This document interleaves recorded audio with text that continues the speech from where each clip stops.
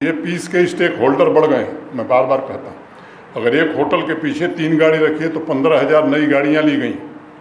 ये पीस के stake holder है। और वो शिकारा वाला हो, हाउस बोट वाला हो, खोमचे वाला हो, हैंडलूम हैंडीक्राफ्ट पश्मीना बेचने वाला हो, कालीन बेचने वाला हो, जो समृद्धि वहाँ आई है, मैं समझता हूँ कि इसका आनंद वहाँ के लोगों ने लिया है। और वो जानते हैं कि अब हमारा कोई भविष्य पाकिस्तान के साथ नहीं है। किसी ने मुझसे कहा कि आप क्या मानते हैं 5 साल में सबसे बड़ी उपलब्धि?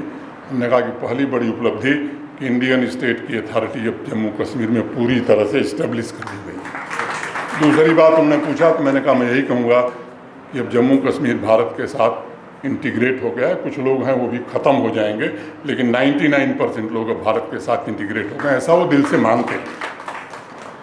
अब पहलगांव की घटना हुई क्यों, मैंने इसके पीछे उद्देश्य क्या होगा? मुझे लगता है सीधे स्पष्ट तौर पर किसी को समझ में आ सकता है। एक तो कम्युनल लाइन पर डिवीज़न हो जाए, दूसरा जम्मू कश्मीर के जो लोग देश के दूसरे हिस्सों में रहते हैं उन पर आक्रमण हो, ताकि फिर से कश्मीर के लोग ये फील करें कि हम देश के साथ नहीं, वो एलिनिएट हो जाएं। और तीसरा, जो इकॉनमी यहाँ की बढ़ रही थी, आर्थिक स्थिति, क्योंकि आर्थिक तरक्की होगी तो पत्थर फेंकने वाले नहीं मिलेंगे 500 रुपये 200 रुपये पर, और उनको मिल नहीं रहे।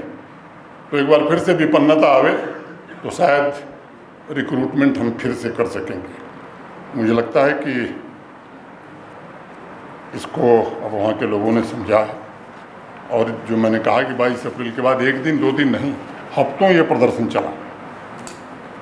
और एक बात हम सब जानते हैं, जहाँ भी दुनिया भर में आतंकवाद है या जिन्हें हम कॉन्फ्लिक्ट जोन कहते हैं, जब स्थानीय समर्थन, वहाँ के लोगों का समर्थन समाप्त हो जाता है तो सुरक्षा बल और पुलिस अपना काम पूरी मुस्तैदी से कर लेते हैं। मैं इसमें ये मानता हूँ कि जो बदलाव हुआ है, निश्चित रूप से शायद अब ऑक्सीजन और खाद तो उन्हें नहीं मिलेगी, आतंकवाद पूरी तरह समाप्त हो, जिस उद्देश्य से 5 अगस्त 2019 को फैसला लिया गया था संसद के द्वारा। अभी उस घटना के बाद डल के किनारे एक मीडिया के साथी यहाँ से गए थे। उन्होंने एक 10 साल के बच्चे से पूछा कि पहलगाम हमले के पीछे कौन है। बड़े इनोसेंट भाव से उस बच्चे ने कहा कि यह आतंकी हमला पाकिस्तान ने कराया है। 10 साल के बच्चे ने कहा। और दूसरी बात उसने कही, इसके अलावा और कोई कर भी नहीं सकता है। उस बच्चे के जवाब में मैं समझता हूँ कि परिवर्तन का स्पष्ट प्रमाण छिपा हुआ है। वह बच्चा पिछले 5 वर्षों में आए परिवर्तन को समझते हुए बड़ा हुआ है। वह जानता है कि आतंक का केंद्र पाकिस्तान है और मानवता का सबसे बड़ा दुश्मन भी पाकिस्तान है। नई पीढ़ी के अलावा पुरानी पीढ़ी के लोगों के सोच में भी बदलाव आया है। उन्हें समझ में आ रहा है कि उनका भविष्य केवल और केवल भारत के साथ है। पाकिस्तान से बर्बादी, गरीबी के अलावा और कुछ नहीं मिल सकता है। इसलिए पहलगाम के बाद ऑपरेशन सिंदूर और उसके बाद 6 जून को भारत के माननीय प्रधानमंत्री जी ने श्रीनगर से, कटरा से श्रीनगर रेल रवाना किया और श्रीनगर से रेल कटरा भी आई।